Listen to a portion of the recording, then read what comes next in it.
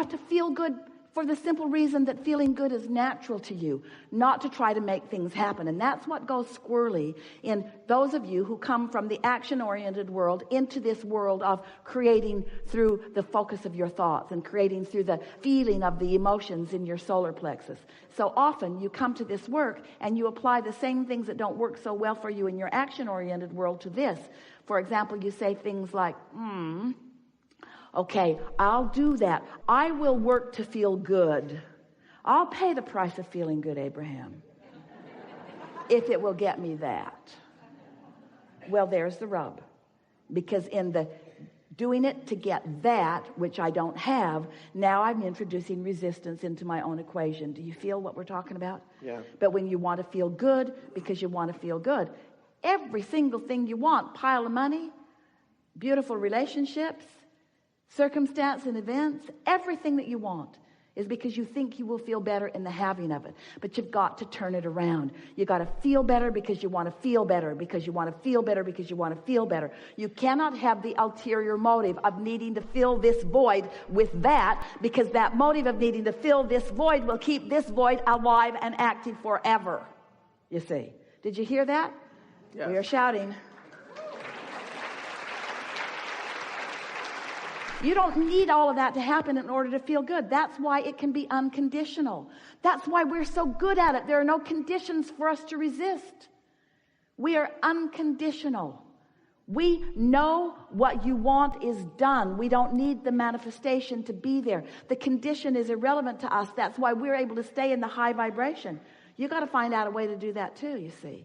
You got to talk yourself in to feeling good unconditionally. Did you get the job? No. Why are you smiling? I just feel good. But why do you feel good? You didn't get the job. Well, what's that got to do with anything? I just feel good. Did you win the lottery? No. Well, you look like you won the lottery. What's the matter with you? Why are you so happy? Because I just feel good. Why do you feel good? Because I want to feel good. Because I'm not thinking thoughts that keep me from feeling good. You're starting to make me not feel so good. I think I'll go somewhere else. But unconditional. I feel good because it's natural for me to feel good. It's natural for me to feel good. It's natural for me to feel good. And so, why do you want to feel good? Are you kidding? Are you kidding? Why do you want to feel good? Because it feels good to feel good. Oh, I thought you were feeling good in order to make something happen. Feeling good is making something happen. Feeling good is the manifestation that I'm really looking for. Feeling good is the reason that I'm doing everything that I want, everything. Feeling good is the ultimate manifestation. It's what it's all about. And I can feel good unconditionally.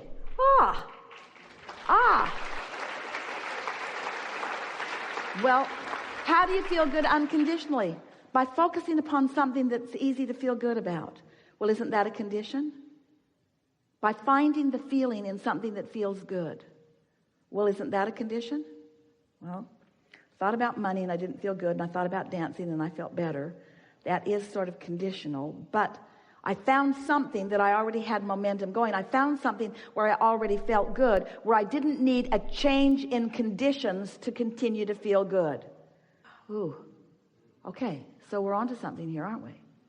So you're standing, always reaching for more. But in the reaching for more, if you could just be satisfied with what is, the more must come.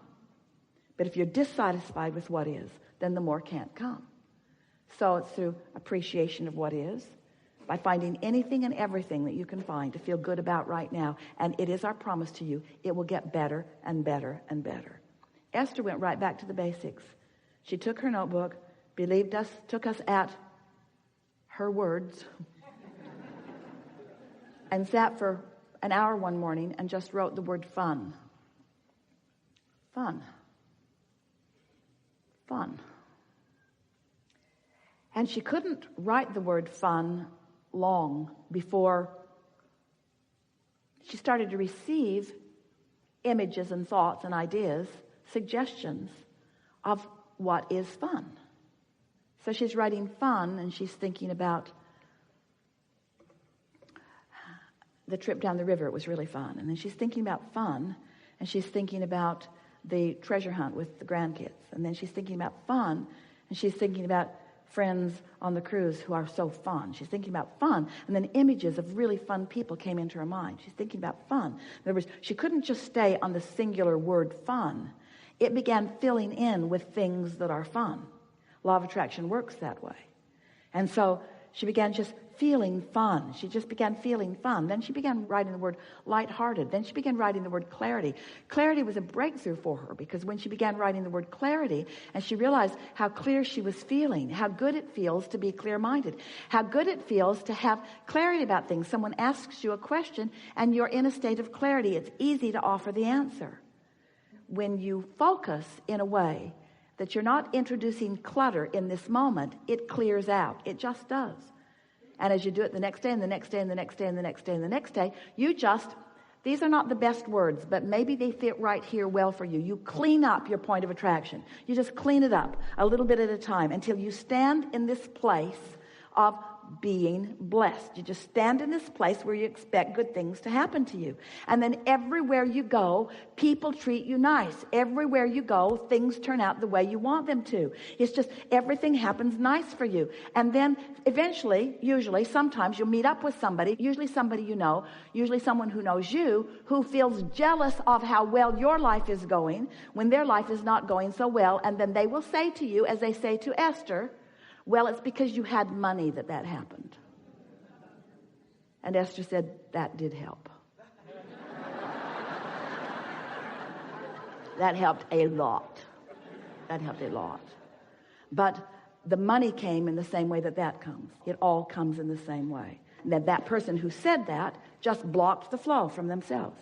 They stopped all the well-being that was on its way to them that day by making that statement, by making that comparative statement, by saying, you get this for this reason, and I don't have that reason. You've got a condition in your life that allows that good to come to you, but that condition is not in my life. Therefore, I do not believe that will come to me, so it cannot. You see how it works? If we can, in some way, offer enough words don't teach, and analogies, words don't teach, and conversation, words don't teach. We've enjoyed this interaction immensely.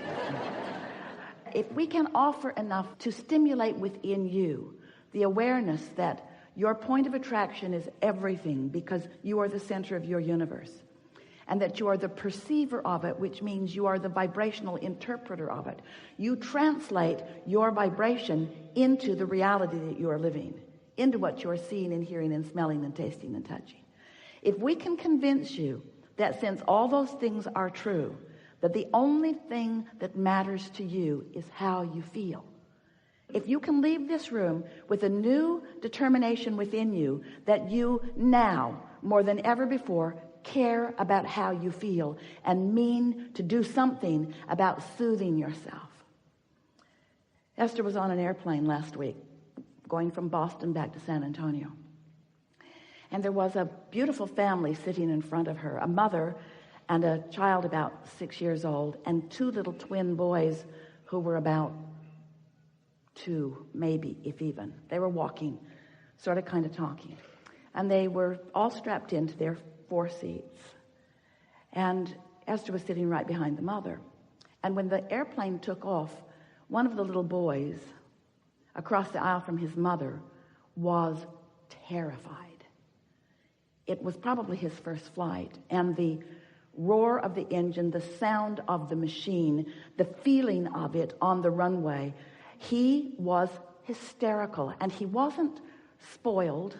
He was hysterical. He was frightened. It was a new experience, and the power of the airplane scared him.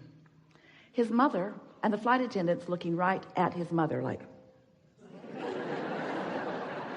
do not get out of your seat. Do not get out of your seat. And Esther is thinking, if I were that mother, I would be out of my seat now. So the airplane got in the air, and once it was stable, long after Esther thought it was stable, the flight attendant gave her the knowing nod, like, now that your child is out of oxygen. So now, mother moved over into his seat and held him tight in her arms, just tight in her arms, kissing the back of his head and holding him tight in her arms. And gradually he settled down back into his knowing that all was well. And Esther watched that, and she said to her friend sitting next to her, I want to do that with everyone on the planet. I want them to sit on my lap, and I want to hold them in my arms, and I want to say, it's okay. It's okay. Everything's okay. Everything's okay. Everything's okay. She wants to do it to herself. She wants to soothe herself into a point of attraction that allows her what she wants and deserves. She wants you to be soothed into a point of attraction that allows you what you want and deserve, because that is the only missing factor. How you feel. If you're terrified, if you're angry, if you're resentful, if you're depressed, if you're aggravated, if you're overwhelmed, those negative emotions are you beating up on you. It doesn't feel like that to you. It feels like somebody else is doing it. Esther was pretty mad for a minute at the flight attendant who was just doing her job. But it made Esther want, with everything that she is, to just make sure that she takes care of feeling good. In other words, someone asked us the best question that has ever been asked a few weeks ago. And the question was, Abraham, how do you get rid of doubt? And we said, you get rid of it before it starts, which was so annoying. Because when you're in the middle of it, that answer doesn't apply. How do I get rid of it before it starts when I've already got it? And we say, well, eventually you're going to sleep and you're going to get up tomorrow. And tomorrow you're going to soothe yourself better so that doubt never gets started. Doubt will never get a foothold if you're watching what you're doing. So Esther began applying that to herself. She woke up every morning with a determination that she was going to find a good feeling place and that she was going to maintain it as long as she could. The first day, she didn't even get out of bed before it was too late. The second day, it was better. The third day, she didn't make it through breakfast. In other words, it took quite a while of Esther caring more about how she felt than tending to emails, caring more about how she felt than tending to what was going on with other people. In other words, you've got to put yourself first. You've got to be so selfish. You have to care about how you feel, which means you have to tend to the self that you really are. You've got to find a way of closing that gap between who you're being right now and who you really are. And who you really are loves you so much, adores you, appreciates everything that you are, flows constantly to you, assisting you in every possible way. Last week, Esther came bouncing up the steps, and the step wasn't stable. When she stepped on it, it caved in, and her foot went between the step and the stage. Scraped up her shin. She stumbled onto the stage. It was funny. It was really funny. And Esther thought, for the life of me, I do not know how I went down. So Esther has a dear friend who sees energy. She always comes to the seminars in the city where she lives and sits in the back of the room because she not only likes to see the energy around Abraham, she liked to see the energy around Jerry when he was sitting at the table and the energy around you. She could actually see who was all lighted up. She knows who Abraham is likely to call on because she can read this energy. So after every workshop, she watches all of the live streams. She sends Esther an email, and she says, yeah, Jerry walked on the stage with you. And Esther says, yeah, I know. I can feel him there. And then she said, he caught you last week. And Esther thought, that's why I didn't fall down. Didn't make sense to me. I didn't have my balance. I didn't have anything close to my balance, but I didn't go down. This is the thing that we want you to understand. We've got you. But if you're not knowing that, if you're mad at yourself, then you don't let us get you.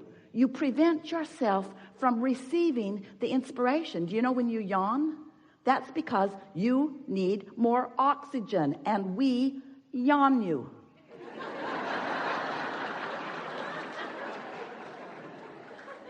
All of you are receivers, you see. How often are you in traffic and you know to do something that prevents something? How many things do you prevent that you don't even know you prevent? So many.